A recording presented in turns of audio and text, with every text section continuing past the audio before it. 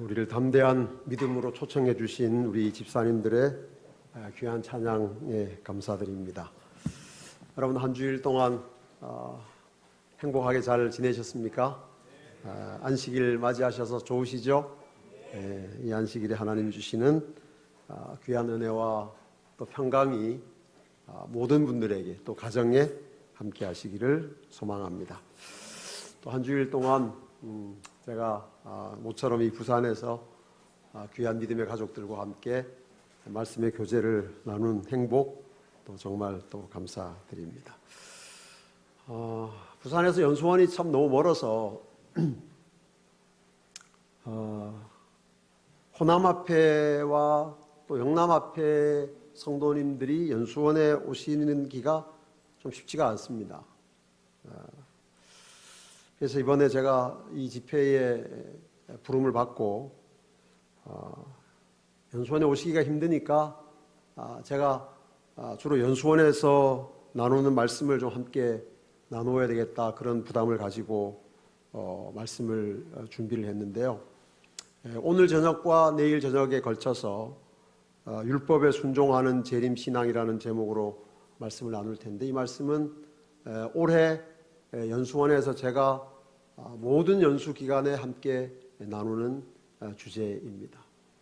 왜냐하면 이것이 제가 생각하기에는 지금 재림교회의 가장 중요한 주제라고 생각하고 또 이 내용을 함께 나누어야 한다는 부담을 크게 가지고 있기 때문입니다. 그래서 오늘 저녁과 내일 저녁에는 좀 설교라기보다 좀 연수원에서 여러분이 강의에 참여하신다는 그런 생각을 가지고 좀 함께 임해 주셨으면 좋겠습니다. 먼저 믿음에 대해서 잠깐 좀 우리의 믿음의 개념을 좀 정의하고 시작하도록 하겠습니다. 예수님께서 그 친구들의 손에 들려서 침상채 그 베드로의 집에 지붕을 뚫고 내려온 중풍병자에게 이렇게 말씀하시죠. 예수께서 그들의 믿음을 보시고 중풍병자에게 이르시되 작은 자야 내 죄 사함을 받았느니라. 믿음이 얼마나 중요한지를 보여주는 말씀이에요. 여러분, 여기에서 그들의 믿음을 보시고라는 부분이 없다고 생각하면 이렇습니다. 침상에 누운 중풍병자를 사람들이 데리고 오거늘 예수께서 중풍병자에게 이르시되 작은 자야 안심하라 내 죄 사함을 받았느니라. 예수님 그렇게 말씀하셔도 됩니다. 예수님은 무엇이든지 당신의 뜻대로 하실 수 있어요. 그런데 그들의 믿음을 보시고 그렇게 말씀하셨어요. 그러니까 그들의 믿음이 없어도 예수님이 중풍병자를 죄를 사하실 수 있습니까? 그럴 권세가 예수님께는 있어요. 그런데 예수님은 그렇게 하지 않으세요. 그래서 예수님은, 하나님은 믿음을 통해서만 일하십니다. 이게 믿음의 중요성이에요. 믿음 자체가 우리를 변화시키는 것도 구원하는 것도 아니지만 믿음이 없으면 예수님이, 하나님이 우리를 위한 구속의 사역을 이루어 가시지 않기로 작정하신 것입니다. 12의 혈루증 앓던 여인에게 예수님이 또 이렇게 말씀하십니다. 예수께서 돌이켜 그를 보시며 이르시되 따라 안심하라 내 믿음이 너를 구원하였다. 믿음이 너를 구원하였다. 여러분, 사실 믿음은 우리를 구원하지 못합니다. 믿음 자체는 그 안에 무슨 능력이 있는 게 아니거든요. 믿음이 너를 구원하였다고 하는 말은 사실은 너의 믿음을 통해서 내가 너를 구원하겠다는 말씀이에요. 그래서 믿음이 우리를 구원하는 것이 아니라 우리가 믿음을 지킬 때 그 믿음을 통해서 예수께서, 하나님이 일하시는 것입니다. 그래서 믿음에 대해서 오늘 믿음에 대한 많은 정의가 있지만 오늘 제가 먼저 말씀드리고 싶은 것은 이것입니다. 하나님은 믿음을 통해 역사하신다. 믿음이 없으면 일 안 하세요. 그 믿음이 크냐 작냐, 간절하냐 덜 간절하냐, 그것과는 다릅니다. 아무리 작은, 예수님 말씀하셨잖아요. 너희에게 겨자씨 한 알 만한 믿음이 있어도 그 믿음을 통해서 산을 옮길 수 있다고 말씀하신 거예요. 그래서 믿음은 크든 작든 믿음이 있어야 그 믿음을 통해서 하나님이 일하시는 것입니다. 믿음이 중요합니다. 한번 따라 하실까요? 하나님은 믿음을 통해 역사하신다. 믿음이 없으면 아무 일도 안 일어납니다. 아무 일도 안 일어납니다. 자, 또 하나 더 보겠습니다. 하인을 고쳐달라고 온 백부장에게 예수님께서 쭉 하신 다음에 이렇게 말씀하십니다. 가라, 내 믿은 대로 될지어다. 내 믿은 대로 될지어다. 하시니 그 즉시 하인이 나으니라. 또 두 맹인에게 예수님 말씀하십니다. 아이고, 죄송합니다. 두 맹인에게 예수께서 그들의 눈을 만지시며 이르시되 너희 무엇대로 되라? 믿음대로 되라. 하시니 그들의 눈이 밝아진지라. 믿음에 대해서 제가 말씀드리고자 하는 두 번째 정의는 하나님은 우리가 믿는 대로 되게 하신다는 거예요. 백부장에게 네 믿은 대로 될지어다. 맹인에게 너희 믿음대로 되라. 그래서 제가 믿음에 대해서 두 가지 말씀드렸습니다. 하나는 하나님은 믿음을 통해 일하신다. 또 하나는 뭐였죠? 믿는 대로 되게 하신다. 그러니까 우리가 좀 이런 의문을 가질 수 있습니다. 왜 그렇게 믿음에 하나님은 집착하시나? 그렇죠? 하나님이 우리의 믿음이 그렇게 대단하다고? 김다솜 집사님 믿음, 자기 믿음이 대단해요? 우리 신임 아무도, 내 믿음 이만하면 됐다. 그런 사람 누가 있습니까? 아무도 없. 그 믿음이 있고 없고가 그렇게 근데 왜 그렇게 하나님은 자꾸 믿음을 가져라, 이렇게 믿음을 강조하시는가? 좀 이상하지 않습니까? 말씀드린 것처럼 믿음 자체가 무슨 대단한 그 안에 에너지가 있고 능력이 있는 것도 아니고, 믿음은 단지 뭡니까? 하나님이 당신의 능력을 행사하시는데 사실 믿음이 없어도 충분히 가능한데 왜 하나님은 자꾸 믿음을 찾으시는가? 네 믿음대로 될지어다. 또 내 믿음이 너를 구원하였다. 사실은 예수님이 구원하셨는데 너의 믿음이 구원하였다. 사실 좀 이해가 안 되죠. 왜 그런가? 하나님은 왜 이렇게 믿음을 중요하게 여기시는가? 믿음이 우리의 것이 아니고 하나님이 주시는 것이기 때문에 그렇습니다. 여기에서 오늘날 많은 그리스도인들의 오해가 있어요. 우리는 믿음이 내 거라고 생각해요. 내 믿음. 여러분도 그렇게 말씀하시죠? 생각하시죠? 내 믿음. 나는 믿음이 너무 작아. 믿음이 너무 약해. 그게 무슨 말인가 하면 그 믿음의 주인이 자신이라고 생각할 때 그런 생각을 하게 돼요. 그런 말을 하게 됩니다. 근데 믿음은 우리 안에서 발생하는 어떤 것이 아니고 전적으로 밖에서 우리에게 들어오는 거예요. 주어지는 겁니다. 여러분, 아이들이 엄마를 믿죠? 믿습니다. 네. 울면 젖준다는 것을 믿고요. 믿어요. 근데 여러분, 그 믿음이 어떻게 생겼을까요? 철이 들면 저절로 생길까요? 여러분, 믿음은 절대 저절로 생기지 않습니다. 믿음은 엄마가 아이에게 넣어준 거예요. 엄마의 계속되는 돌봄을 통해서, 친절을 통해서, 사랑을 통해서, 행동을 통해서, 말을, 눈빛을 통해서 엄마에게서 아이에게로 들어가 있어요. 그래서 믿음이 생기는 거예요. 원래 사람 말입니다. 절대로 저절로 믿음.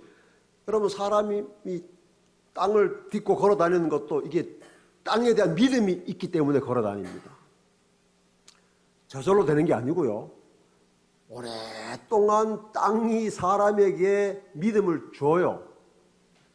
괜찮아, 안 꺼져. 걸어가도 돼. 땅이 준 믿음이에요. 네.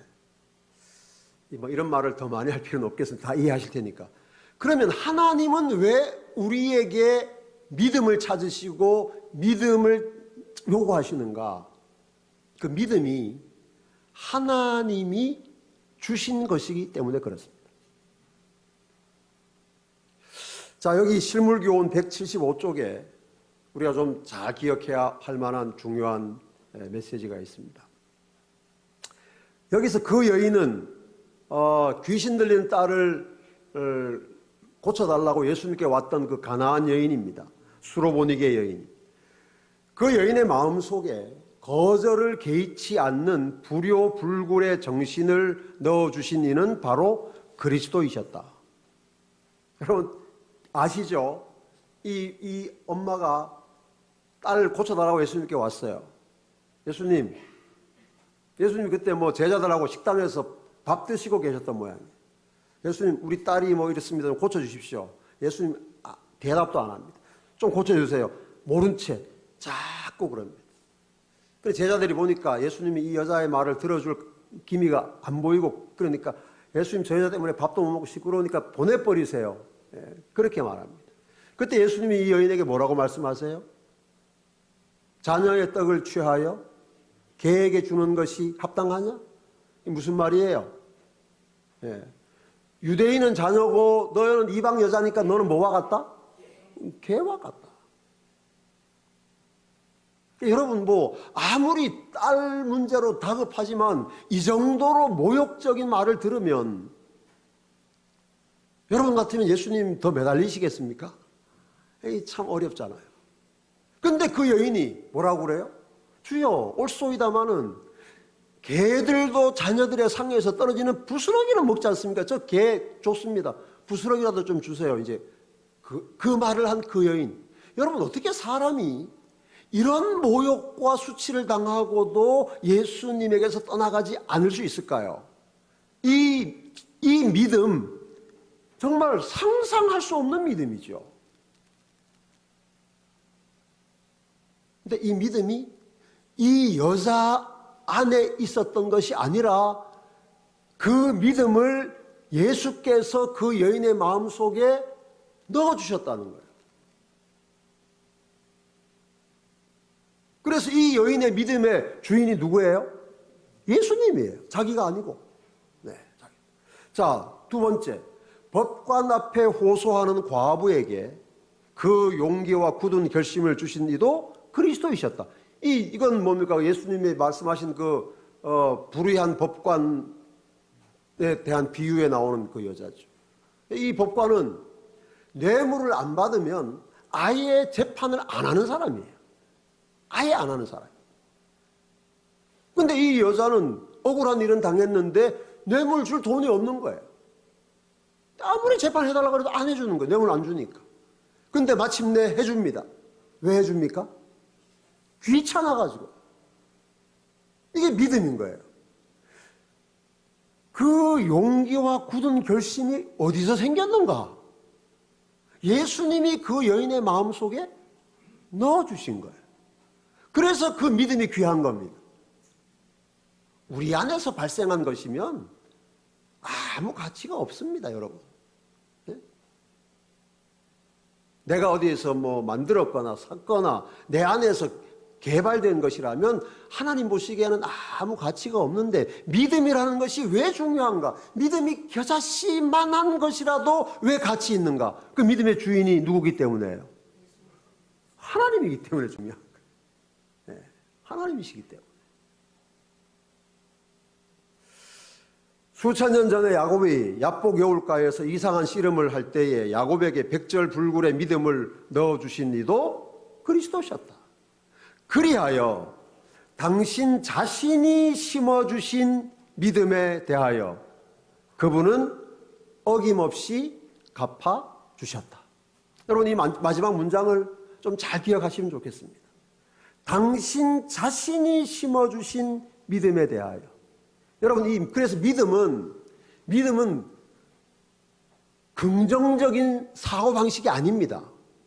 오늘날 많은 사람들이 이 세상에 이상한 심리학과 철학에 영향을 받아가지고, 잘 될 거야, 잘 될 거야, 이렇게 자꾸 자기에게 자기 암시, 자기 확신을 불어넣는 걸 믿음이라고 착각하는데, 그건 믿음이 아니에요.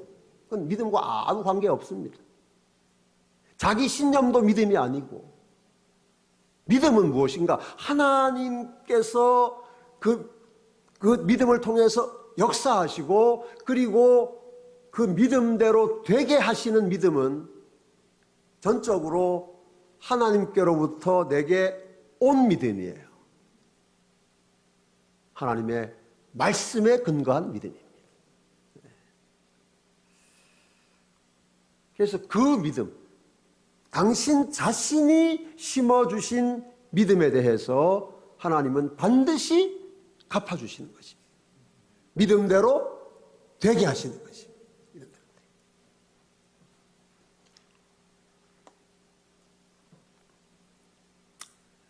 지금까지는 이제 제가 서론의 서론을 말씀드렸습니다. 서론의 서론. 이제부터 서론입니다. 이스라엘 백성들이 애굽을 출애굽해서 이제 광야를 지나가는 동안에 출애굽하고 그 다음에 쭉 내려와서 르비딤을 지나고 그 다음에 시내 광야에서 한 1년을 머물고 그 다음에 가데스 바네아라는 곳에 도착했습니다. 가데스 바네아. 거기서 뭘 하죠? 가데스 바네아에서 정탐꾼들을 보냅니다. 그래서 12정탐꾼이 다 가나안을 정탐하고 돌아와서 보고회를 하죠. 그 보고회 자리에서 이스라엘 백성들의 믿음이 두 개로 나뉘어집니다. 네. 그 전까지는 하나의 믿음이었어요. 무슨 믿음이었냐? 우리가 이제 애굽에서 나와서 가나안으로 간다. 우리가 가나안에 들어갈 수 있다. 하나님이 우리를 가나안으로 인도해 가실 것이라는 믿음을 가졌어요. 그 믿음의 근거는 뭐예요? 하나님이 그렇게 말씀하신 거예요. 말씀하신 거예요. 그래서 그 하나님의 말씀, 약속을 믿고 그 하나의 믿음을 가지고 그동안에도 불평도 많이 했죠. 물 없다, 배고파 죽겠다. 그래도 불평하고 원망했지만 그들의 믿음이 나누어진 건 아니에요. 그들은 어떤 믿음이 있었는가 하면 하나님이 우리를 가나안으로 인도해 가신다는 믿음이 있었어요. 그런데 이 정탐꾼들이 돌아와서 보고를 한 다음에는 이스라엘 백성들의 믿음이 완전히 두 개로 나누어져 버렸어요. 하나는 가나안을 정복할 수 없다는 다수의 믿음을 가진 사람들이 생겨났고, 다른 하나는 여전히 가나안을 정복할 수 있다는 믿음을 가진 극소수의 사람들이 있었습니다. 두 개의 믿음이 생겨난 거예요. 그런데 말씀드린 것처럼 믿음은 내 안에서 생겨나는 게 아닙니다. 그것이 어떤 종류의 믿음이든 밖에서 나한테 들어오는 거예요. 여러분, 가나안을 정복할 수 없다는 믿음은 누구에게서 왔을까요? 당연히 사탄에게서 왔겠죠. 왜냐하면 하나님께서 그들을 가나안으로 데려가시기 위해서 지금 여기까지 데려오셨는데 없던 믿음이 생겨난 거예요. 지금까지는 가나안에 갈 수 있다는 믿음으로 여기까지 왔는데 갑자기 이 백성들이 이제 우리 가나안에 못 간다는 믿음을 갖게 된 것입니다. 사탄이 심어준 믿음을 선택한 것이죠. 여전히 하나님이 심어주신 믿음, 가나안을 정복할 수 있다는 소수의 믿음을 가진 두 사람이 있었습니다. 누굽니까? 갈렙과 여호수아. 이 사람들만 하나님이 심어주신 믿음을 계속 붙잡은 것입니다. 근데 제가 아까 말씀드렸죠. 믿음은 뭔가? 믿음은 믿는 대로 되게. 하나님은 우리의 믿음을 통해서 일하죠. 우리가 어떤 믿음을 가지느냐에 따라서 하나님의 역사가 이루어지기도 하고 이루어지지 않기도 합니다. 그리고 예수님 말씀하신 것처럼 우리가 믿는 대로 되게 하십니다. 네. 이걸 좀 더 자세히 살펴보겠습니다. 자, 가나안을 정복할 수 없다는 다수의 믿음. 민수기 13장에 기록되어 있습니다. 그와 함께 올라갔던 사람들은, 갈렙과 여호수아와 함께 올라갔던 사람들은 이르되 우리는 능히 올라가서 그 백성을 치지 못하리라. 그들은 우리보다 뭐하니라? 강하니라. 맞아요? 가나안 족속이 이스라엘 백성들보다 강한 건 맞습니까? 맞습니다. 엄청 강합니다. 사실 이스라엘 백성들은 400년 동안, 430년 동안 애굽에서 노예살이 했는데 사람들이 뭘 할 수 있겠어요? 사실 못합니다. 훨씬 강합니다. 거긴 이미 딱 자리를 잡고 있는 사람들이고, 사실 이스라엘 백성들은 뜨내기 아니에요, 지금. 맞습니다. 이스라엘 자손 앞에서 그 정탐한 땅을 악평하여 이르되 우리가 두루 다니며 정탐한 땅은 그 거주민을 삼키는 땅이요 거기서 본 모든 백성은 신장이 장대한 자들이며 거기서 네피림 후손인 아낙 자손을 내 거인을 보았나니 우리는 스스로 보기에도 메뚜기 같으니 그들이 보기에도 그와 같았을 것이다. 이것도 사실이에요. 이게 뭐 과장도 아니고 거짓말도 아닙니다. 그래서 갈렙과 여호수아도 이 사람들의 이 말을 부정하지는 않아요. 자기들 똑같이 봤으니까. 그래서 열 정탐꾼에 의해서 가나안은 절대로 정복할 수 없다는 아주 확고한 믿음이 이스라엘 백성들 안에 생겨났어요. 사탄이 준 믿음을 받아들인 것이죠. 그래서 이런 현상이 일어납니다. 온 회중이 소리를 높여 부르짖으며 백성이 밤새도록 통곡하였더라. 이스라엘 자손이 다 모세와 아론을 원망하며 온 회중이 그들에게 이르되 우리가 애굽 땅에서 죽었거나 이 광야에서 죽었으면 좋았을 것을 어찌하여 여호와가 우리를 그 땅으로 인도하여 칼에 쓰러지게 하려 하는가? 우리 처자가 사로잡히리니 애굽으로 돌아가는 것이 낫지 아니하랴. 이에 서로 말하되 우리가 한 지휘관을 세우고 애굽으로 돌아가자. 왜요? 왜 애굽으로 돌아가자고 합니까? 믿음 때문이에요. 믿음. 어떤 믿음? 가나안에 들어갈 수 없다는 믿음 때문입니다. 믿음이에요. 이거 믿음이에요. 아주 강력한 믿음입니다.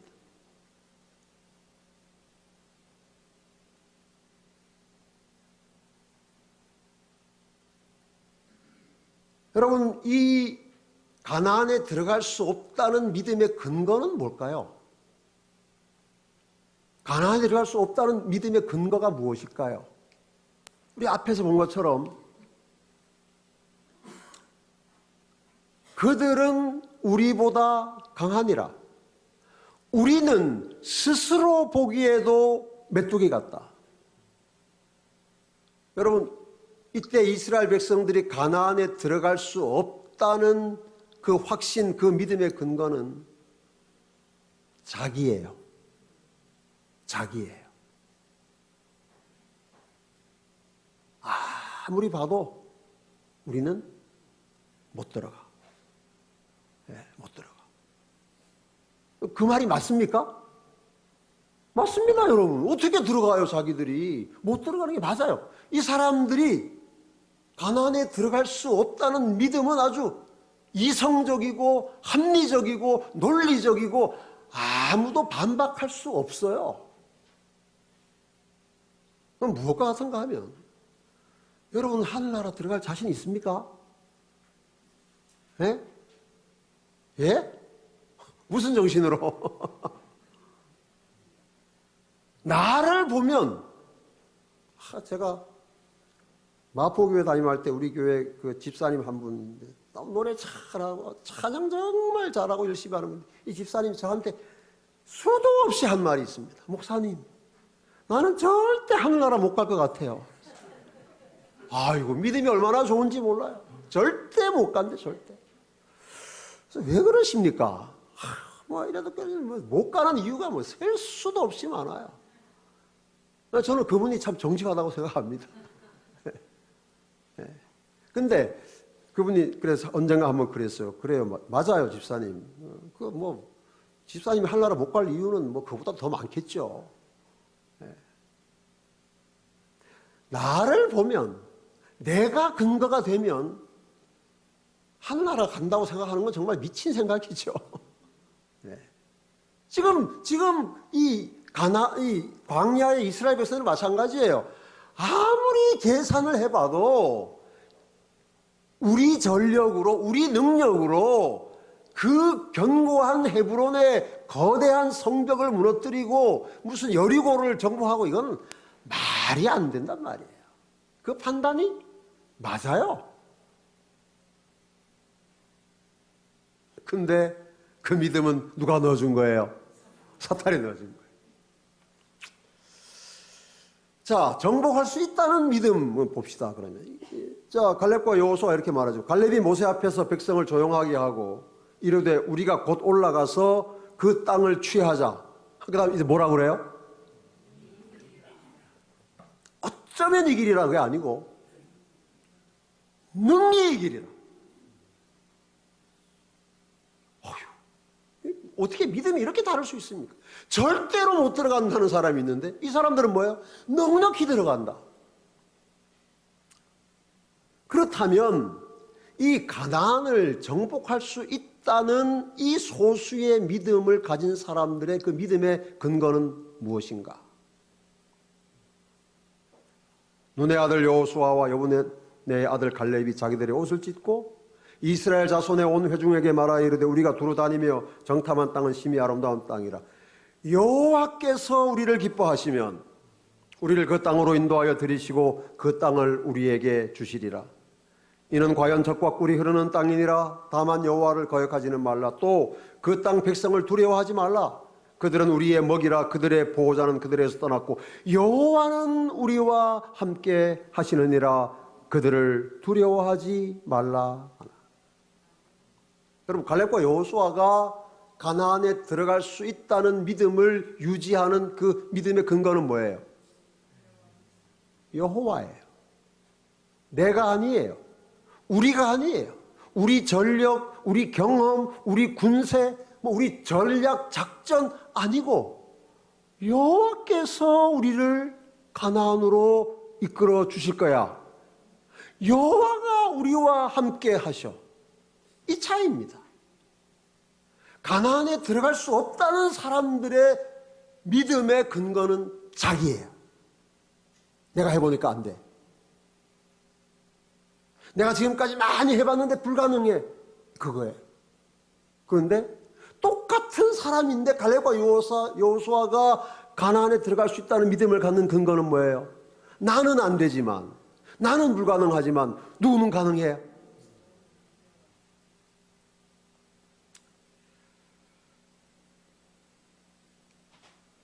그래서 믿음대로 됐습니다. 믿음대로 가나안에 들어가지 못한다고 믿은 사람들은 한 명도 못 들어갔습니다. 한 명도. 믿음대로 된 것입니다. 애굽에서 나온 자들이 20세 이상으로는 한 사람도 내가 아브라함과 이삭과 야곱에게 맹세한 땅을 결코 보지 못하리니 이는 그들이 나를 온전히 따르지 아니하였습니다. 여러분, 가나안에 들어간 사람들은 누굽니까? 믿은 사람. 가나안에 하나님께서 우리를 가나안으로 이끌어 가실 것이라고 믿은 사람들은 다 들어갔습니다. 한 명도 빠짐없이. 근데 몇 명이에요? 2명이에요. 한 명도 빠짐없이 들어갔어요. 2명. 안 믿은, 들어갈 수 없다고 믿은 사람들은 전부 못 들어갔어요. 한 명도 빠짐없이. 그러니까 여러분, 믿음이 이렇게 무섭습니다. 믿음이 이런 거예요. 하나님은 믿는 대로 되게 하십니다. 믿는 대로 되게 하십니다. 그러니까 오늘날 뭐 어떻게 믿어도 괜찮아. 천만의 말씀이에요. 여러분, 가나안에 들어가지 못한다고 믿은 사람들은 하나님을 아예 안 믿었을까요? 그렇지 않습니다. 그 사람들도 하나님 믿었어요. 단지 뭡니까? 하나님이 우리를 가나안으로 이끌어 가신다는 걸 안 믿었을 뿐입니다. 그 사람들이 다 애굽의 열재앙 다 경험하고 홍해를 건넜고 만나도 먹고 생수도 마신 사람들인데 하나님을 부정하겠습니까? 그렇지 않습니다. 하나님이 이것 말고 다른 길을 또 주시겠지 그랬을지 몰라요. 근데 하나님이 주신 믿음대로 믿지 않으면 자기 경험, 자기 판단 이런 것이 우리의 신앙의 근거가 되면 내가 믿는 대로 되는 것입니다. 믿는 대로. 그러니까 여러분, 우리 잘 믿어야 되겠습니까? 잘 믿어야 됩니다. 열심히 믿는 것도 중요한데 더 중요한 것은 바르게 믿어야 됩니다. 바르게. 여기까지가 이제 서론입니다. 제가 서론에 서론했고 이제 서론, 이제 본론입니다. 본론은 이제 시작하니까 오늘 늦게 끝나겠죠? 네. 저도 모르겠어요. 언제 끝날지. 이제 마지막이기 때문에 괜찮습니다. 마음 편하게. 자, 이제 본론입니다. 여러분, 현대 기독교 안에 두 믿음이 있습니다. 하나는 율법에 순종할 수 없다는 다수의 믿음이 있고, 다른 하나는 하나님의 율법에 순종할 수 있다는 소수의 믿음이 있습니다. 광야 이스라엘 백성들에게 가나안에 들어갈 수 있다는 믿음을 가졌던 다수의 사람, 절대 다수의 사람들과 없다고 믿은 절대 다수와 있다고 믿은 극소수가 있었던 것처럼 오늘날 현대 기독교 안에도 똑같은 현상이 있어요. 율법에 순종할 수 없다는 절대 다수의 믿음이 있고 하나님의 율법에 순종할 수 있다는 극소수의 믿음이 있습니다. 그리고 오늘날에도 하나님은 믿은 대로 되게 하십니다. 율법에 순종할 수 없다는 믿음을 가지면 그 사람은 결코 율법에 순종할 수도 없고 하지도 않습니다. 그리고 이 믿음은 당연히 하나님에게서 온 것이 아니라 사탄에게서 온 것입니다. 율법에 순종할 수 있다는 믿음을 가진 사람을 하나님은 율법에 순종할 수 있는 삶으로 인도해 가십니다. 그래서 우리가 어떤 믿음을 갖느냐 하는 것이 우리의 운명을 결정합니다.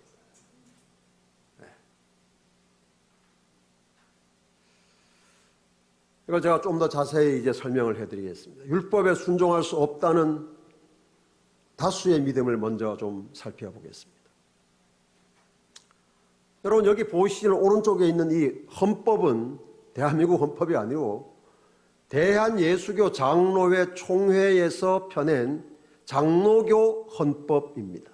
이 안에 장로교가 어떻게 무엇을 믿는지, 장로교가 어떤 신앙을 추구하는지, 또 그들의 정치, 교회 정치 제도는 어떤지 이런 것들이 다 들어있어요. 아주 제일 중요한 것이죠. 이 책 안에 웨스트민스터 대교리 문답이 그대로 들어있는데, 이 웨스트민스터 대교리 문답은 사실 장로교뿐 아니라 오늘날 거의 모든 개신교회가 공통적으로 신앙 고백으로 받아들이는 교리예요. 네.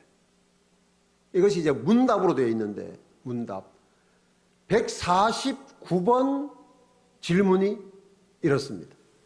누가 하나님의 계명을 완전히 지킬 수 있습니까? 답이 이렇습니다. 아무도 자기 스스로가 이 생에서 받은 어떤 은혜로도 하나님의 계명을 완전히 지킬 수 없고, 오히려 생각과 말과 행동으로 매일 계명을 범합니다.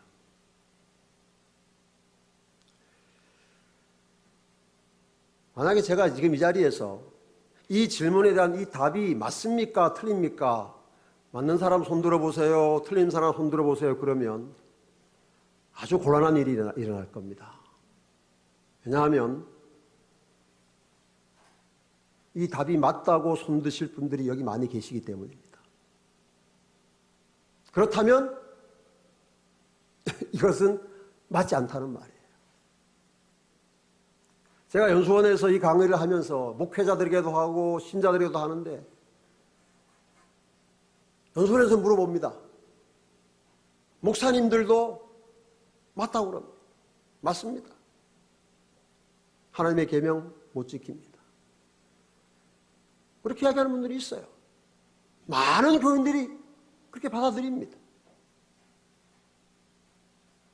어떤 은혜로도 하나님의 계명을 지키는 것은 불가능하다는 믿음이 재림교인들에게도 있어요. 하나님을 안 믿는 게 아니에요. 다 믿어요. 그런데 여기 기록한 그대로 아무도 자기 스스로가 하나님의 계명에 순종하지 못하는 건 맞는데, 그 다음이 문제예요. 하나님이 우리에게 어떤 은혜를 주셔도 계명을 완전히 지키는 것은 불가능하다는 것이 오늘날 기독교의 믿음이에요. 그리고 이 믿음이 재림신앙 안으로도 아주 폭넓게 들어오고 있어요.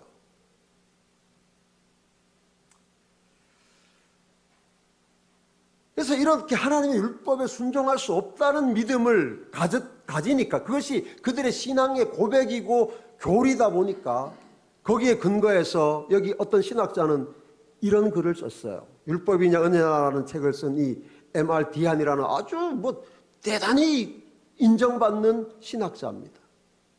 그렇기 때문에 하나님께서는 율법을 인간에게 주실 때 이 율법을 완전하게 지킬 사람은 한 사람도 없다는 것을 아셨으며, 또 뭐 하지도 않으셨습니다. 기대하지도 않으셨다. 이게 오늘날 개신교의 믿음이에요. 철석 같은 믿음입니다. 인간은 절대로 하나님의 율법에 순종할 수 없다. 어떤 은혜가 임해도 안 된다. 성령 충만으로도 안 되고, 늦은 비성령 아예 믿지도 않으니까. 그래서 오늘날 이 기독교 안에 하나님의 율법에 순종할 수 없다는 믿음이 절대 다수를 이루고 있어요. 마치 광야 이스라엘 백성들에게 가나안에 들어갈 수 없다는 믿음이 절대적이었던 것처럼 말이죠. 그리고 제가 이 문제를 계속해서 말씀드리는 이유는 재림 교인들 중에도 이런 믿음에 동의하고 이런 신학을 선택하는 사람들이 점점 많아져 가기 때문입니다. 근데 여러분, 이것은 사탄에게서 온 거짓 믿음입니다. 우리가 이런 믿음에 눈을 팔면 하나님이 주시는 바른 믿음에게서 필연적으로 돌아서게 됩니다. 자, 그래서 이제 우리가 율법에 순종할 수 있다는 소수의 믿음을 몇 가지로 나눠서 좀 보겠습니다. 첫째로 성경 말씀입니다. 너희가 나를 사랑하면 나의 계명을 지키리라. 성도들의 인내가 여기 있나니 그들은 하나님의 계명과 예수에 대한 믿음을 지키는 자니라. 하나님을 사랑하는 것은 이것이니 우리가 그의 계명들을 지키는 것이라. 여러분, 성경에 인간이 하나님의 계명을 절대 지킬 수 없다는 어떤 말씀도 기록되어 있지 않습니다. 그런데 오늘날 기독교가 그러한 교리를 철석같이 믿고 있는 거예요. 어떤 은혜가 임해도 하나님의 계명에 순종하는 것은 불가능하다.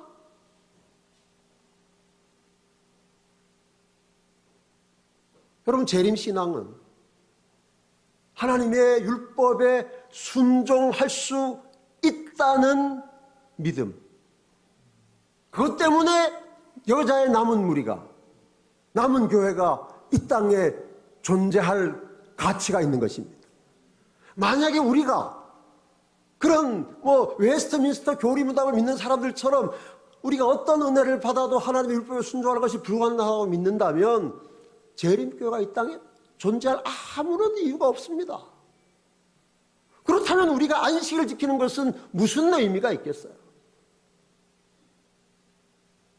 우리가 하늘 성소에서 이루어지는 이 마지막 속죄 사업의 기별을 깨닫는 것이 무슨 의미가 있겠습니까? 재림신앙의 현저한 다른 믿음과의 차이는 이것입니다. 하나님의 율법에 순종할 수 있다는 믿음이에요. 여기 증언의 몇 말씀을 보겠습니다. 그리스도께서는 스스로 율법에 순종하심으로써 변경할 수 없는 율법의 성격을 증거하시고 아담의 모든 자손이 당신의 은혜를 통하여 율법을 완전히 순종할 수 있다는 것을 입증하셨다. 그럼 잘 보셔야 됩니다. 아담의 모든 자손이, 우리는 아담의 자손입니까? 아담의 모든 자손이 당신의 무엇을 통하여? 은혜를 통하여 율법을 완전히 순종할 수 있다는 것을 입증하셨다. 그리스도께서는 당신의 생애와 죽음을 통하여 하나님의 공의는 그분의 자비를 손상시키지 않을 뿐 아니라 죄는 용서받을 수 있고 하나님의 율법은 의로우며 온전히 순종할 수 있다는 사실을 입증하셨다. 이것이 우리가 예수님을 믿는 의미예요. 물론 우리가 예수님의 십자가에서 나를 위하여 돌아가신 것 믿어야 하지만 거기서 끝나서는 안 돼요. 우리의 믿음은 어디까지 가야 되는가? 바로 여기 예수께서 온전히 순종하신 것처럼 우리도 온전히 순종할 수 있다는 믿음에 도달하는 것이 재림신앙입니다.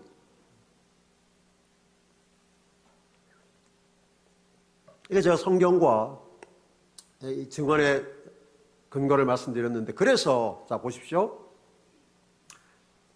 이제 우리 재림교회 기본 교리를 좀 살펴볼 필요가 있습니다. 그렇다면 우리 재림교회는 어떤 신학, 어떤 입장을 가지고 있는가, 율법에 대해서 간단히 좀 살펴보겠습니다.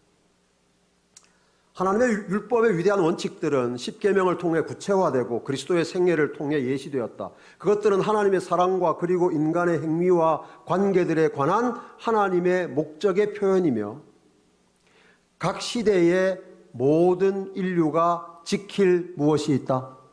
의무가 있다. 아까 제가 보여드린 웨스트민스터 대교리 문답하고는 완전히 다른 입장입니다. 그렇죠? 잘 기억하셔야 돼요. 웨스트민스터 대교리 문답은 뭐예요? 어떤 은혜로도 하나님의 율법에 지킬 수 없다는 것이 그들의 믿음인 반면에 재림신앙의 믿음은 각 시대의 모든 인류가 지킬 의무가 있다는 거예요. 이것이 우리의 믿음입니다. 율법은 신령하다. 그러므로 신령한 자들과 성령의 열매를 맺은 자들만이 율법을 순종할 수 있다. 여러분 아시겠어요? 이 세상에 여기 주변에 있는 수많은 교회들이 있지만 그 교회와 우리를 구분하는 결정적인 차이가 하나님의 율법에 대한 입장이에요. 태도예요. 율법을 지킬 수 있는 믿음이냐, 지킬 수 없는 믿음이냐. 계속 보겠습니다. 하나님의 품성과 사랑의 표현으로서 십계명은 인간을 위한 그분의 뜻과 목적을 계시한다. 그것은 완전한 순종을 요구한다. 왜냐하면 누구든지 온 율법을 지키다가 그 하나를 범하면 모두 범한 자가 되기 때문이다. 생애의 법칙인 율법에 의해 순종은 우리의 구원에 중요하다. 오늘날 거의 모든 기독교가 율법이 우리의 구원과 관계가 없다고 말합니다. 구원과는 관계가 없고 상급하고만 관계가 있다는 이상한 신학을 가지고 믿습니다. 근데 여러분, 재림신앙은 그렇지 않습니다. 생애의 법칙인 율법의 순종은 우리의 구원에 중요합니다. 그리스도께서는 친히 내가 생명에 들어가려면 계명들을 지키라고 말씀하셨다. 이 같은 순종은 오직 내재하시는 성령께서 제공하시는 능력을 통해서만 가능하다. 자, 여러분, 제가 지금까지 기독교 안에 있는 두 믿음, 이 두 충돌하는 두 믿음에 대해서 말씀드렸어요. 다시 한번 정리를 해보겠습니다. 율법에 순종할 수 없다는 절대 다수의 믿음이 있습니다. 아무도 자기 스스로가 이 생에서 받은 어떤 은혜로도 하나님의 계명을 완전히 지킬 수 없다는 믿음. 그러나 여러분, 재림신앙은 무엇입니까? 율법에 순종할 수 있다는 믿음이에요. 여러분은 하나님의 율법에 대해서 지금 어떤 자세, 어떤 태도, 어떤 입장을 가지고 살아가십니까?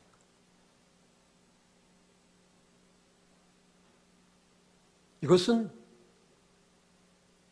우리의 운명을 결정하는 절대적인 문제입니다. 부조와 선지자 73쪽에 이런 증언이 기록되어 있어요. 같이 한번 읽어보도록 하십시다. 시작.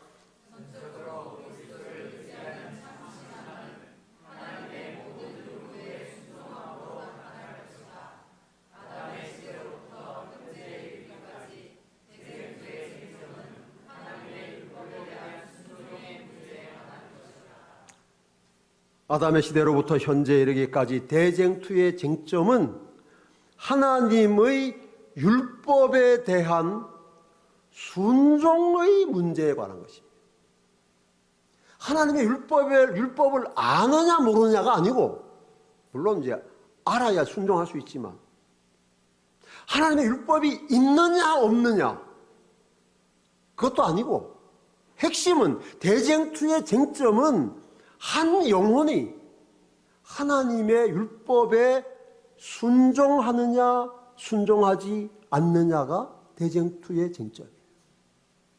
우리가 살아가는 매일매일의 삶에서 내가 하나님의 율법에 순종하느냐 하지 않느냐. 여러분, 누가 순종할까요? 믿음이 있어야 순종합니다. 어떤 믿음을 가져야? 율법에 순종할 수 있다는 믿음을 가져야 그 사람에게 하나님께서 율법에 순종할 수 있는 삶을 살 은혜와 능력을 주시는 거예요. 율법에 순종할 수 있다는 믿음을 가졌다고 해서 그 믿음으로 자기가 살아내는 것이 아니라, 내가 그 믿음을 가질 때 그 믿음을 통해서 하나님이 일하시고 그 믿음대로 되게 하시는 거예요. 반대로 하나님 율법에 순종할 수 없다는 믿음을 가지면 그 믿음은 사탄이 준 믿음이기 때문에 결국 그 믿음은 우리로 하여금 하나님의 율법에서 돌아서게 하는 것이죠. 대쟁투의 쟁점에서 비켜나게 하는 것이죠.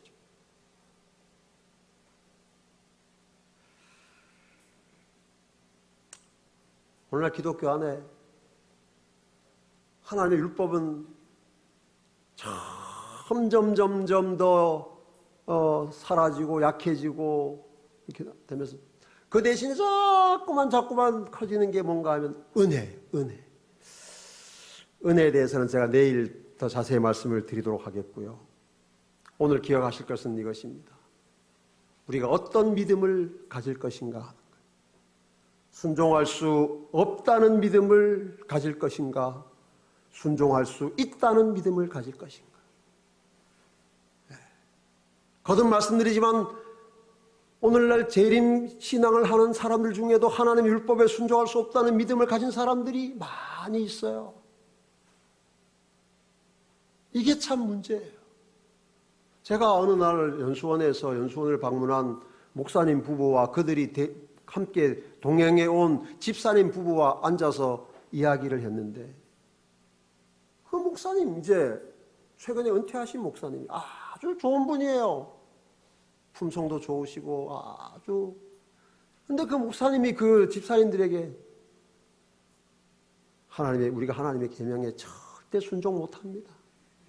절대 못합니다. 그렇게 말씀하셨어요. 사모님이 좀 있다가 그러면 안 됩니다. 못합니다. 우리 재림교회 목사님.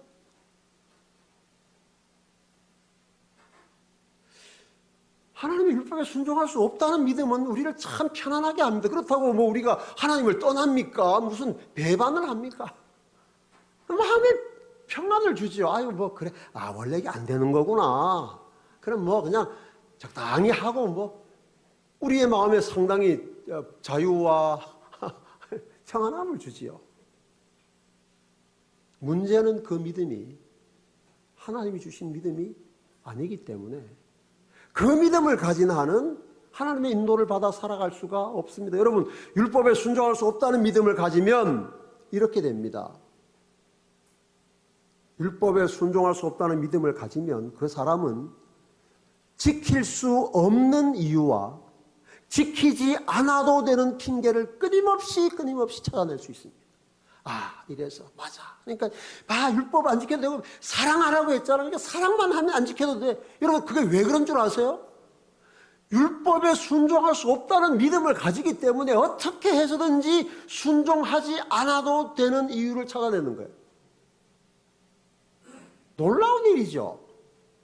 그리고 그것을 복음이라고 믿어요. 참 희한한 일입니다. 이게 사탄이 하나님을 믿는 사람들 안에 심어주는 거짓말이에요. 하나님 안 믿는 사람들이 이런 거짓말에 속아 넘어가는 건 문제가 안 되죠. 하나님도 믿고 나름대로 애쓰고 헌신하는데 그런 믿음을 가지니까 율법 지키지 않아도 되고 지킬 수 없는 이유 하고, 그리고 그런 사람들은 율법에 순종하지 못하는 것이 당연하기 때문에 회개할 필요가 없습니다. 그렇잖아요? 여러분, 율법에 순종하지 못하는 것이 당연한 사람이 회개할 게 뭐가 있어요? 회개 없습니다. 그래서 회개는 없고 뭐만 있느냐? 구원의 확신만 있는 거예요. 구원의 확신만 있습니다. 율법을 부담스럽게 여기면서 율법의 가치와 필요성을 최대한 낮추거나 부정합니다. 율법이 있어야지요. 그러나 그게 꼭 필요한 건 아닙니다. 이렇게 하거나. 율법도 중요합니다. 그러나 더 중요한 거 있습니다. 이렇게 말합니다. 율법보다 은혜죠. 그게 참 은혜로운 말 같지만 그런 것이 바로 사탄이 사람들을 유혹하는 방법이에요. 율법에서 은혜를 분리시켜서 율법은 부정적인 것, 은혜는 좋은 것, 율법은 딱딱한 것, 은혜는 포근한 것, 이렇게 만들어버렸어요. 하나님 율법에 대해서 사람들이 점점 거리감을 갖게 하는 것이죠. 율법에 순종할 수 없다는 믿음을 가진 사람들은 그들에게 나타나는 결정적인 특징은 무엇인가 하면 하나님의 율법을 지키는 사람을 미워하고 공격합니다. 율법주의자죠. 안타깝게도 말이죠. 요즘 재림교회 안에도 그런 현상이 있어요. 어떤 사람이 안식일에 다른 사람보다 좀 철저하게 안식을 지키면 저 사람이 참 하나님 율법을 사랑하고 잘 지키려고 애를 쓰구나, 그렇게 하지 않고 좀 별나게 믿네. 뭘 그렇게 까다롭게 그래. 그냥 여러분, 그게 지금 재림교회 안에서 일어나는 현상들입니다. 네. 지금 우리 재림교인들이 안식일에 옛날처럼 안식일 안 지킵니다. 완전 얼마나 자유로운지 몰라요. 그러면서 안식일을 잘 지키려고 하는 사람, 하나님 계명에 더 순종하려고 애쓰는 사람들 보면 속으로도 혀를 차고 겉으로도 혀를 차고. 왜 그런가?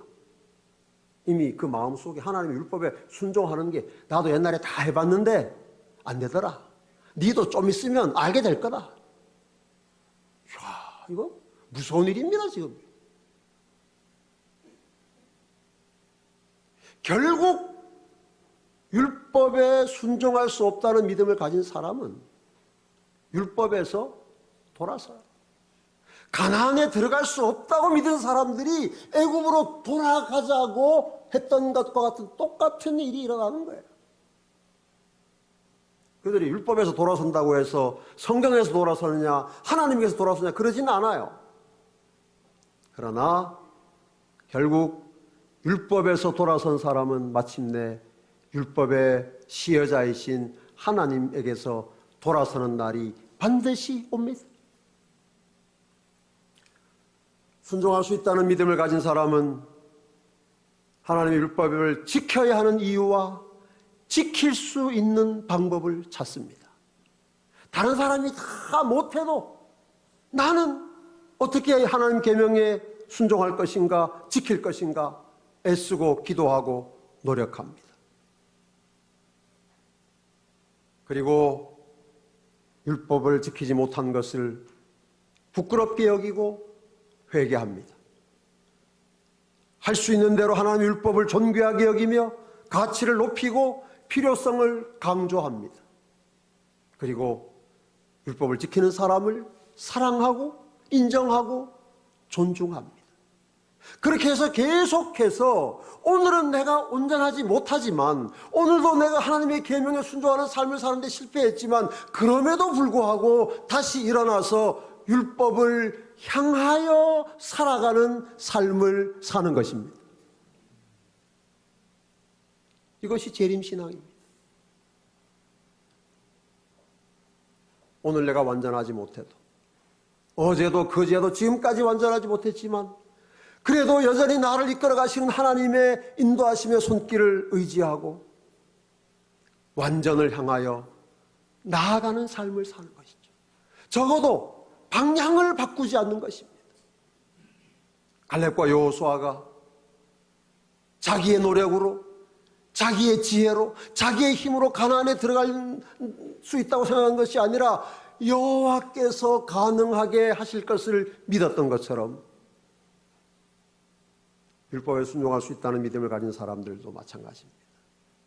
나는 안 되지만, 지금까지도 안 됐지만, 그러나 하나님께서 이루실 것을 믿고 하나님의 인도하심을 따라가는 것입니다. 우리 사랑하는 믿음의 가족 여러분, 하나님의 율법에 순종하는 믿음과 관련해서 우리는 우리 자신을 신뢰하지 않기로 결심합시다. 저는 그런 교인들 많이 봤어요. 나 그렇게 금식하고 뭐하고 했는데 안 되더라. 그런 거 보니까 이거 안 되는 거 맞다. 저랑 같이 신학 공부하고 저 2년 후배 안식일교회에서 20년 넘게 목회했죠. 20년 목회하다가 결국 장로교 가서 총신대 공부하고 장로교 목사 된 친구 있어요. 그 친구가 재림신앙 떠나기 전에 여러 번 만났습니다. 그 친구가 저한테 끊임없이 한 말이 그거예요. 목사님, 하나님의 계명에 순종하는 거 가능합니까? 가능하지. 가능한 사람 봤습니까? 봤지. 누굽니까? 예수님이지. 그랬더니 예수님 말고. 아니 이 사람아, 예수님 말고 세상에 사람이 이렇게 많은데 그런 사람을 내가 어떻게 다 찾나. 내가 모르지 그런 사람은. 그렇잖아요 여러분. 뭐 오늘날 사람들이 이렇게 순종할 수 없다는 믿음을 가진 사람들은요, 온 세상 사람이 다 자기 같은 줄 알아요. 내가 못 지키니까 너도 못 지키겠지, 그렇게 생각합니다. 그럼 어떻게 합니까? 이 세상에 이렇게 많은 사람이 있는데 누가 하나님의 계명에 온전히 순종하는 사람이 있을지 없을지 누가 어떻게 알아요? 확인할 수도 없고. 그래서 난 모른다. 그랬더니 저보고 물어요. 그럼 목사님은 다 순종합니까? 나 못하지. 그거 봐요. 목사님도 안 되는 걸 어떻게 해? 그래.